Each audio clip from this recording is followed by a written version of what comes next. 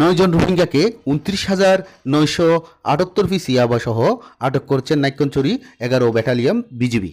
বিজিবির পক্ষ থেকে জানানো হয়, বাংলাদেশের অভ্যন্তরে সীমান্ত রোডে অভিযান পরিচালনা করে। এই সময় চোরা কারবারিরা টহল দলের উপস্থিতি টের পেয়ে তাদের নিকট টাকা 29,978 পিস ইয়াবা ফেলে পালিয়ে যায়। বিজিবির কর্তৃক ইয়াবা উদ্ধারের পাশাপাশি পাচারের সাথে জড়িত 9 জন রোহিঙ্গাকে আটক করে বিজিবি। তাদের জিজ্ঞাসাবাদে জানা যায়, মায়ানমার হতে পাচারকৃত ইয়াবা সংগ্রহের উদ্দেশ্যে সীমান্ত এলাকায় গমন করছিলেন ওই রোহিঙ্গারা। উদ্ধারকৃত ইয়াবা ও আসামিদের নাইক্ষ্যংছড়ি থানায় মামলার কার্যক্রম প্রক্রিয়াধীন রয়েছে বলে জানান 11 BGB. News desk, Cox News today.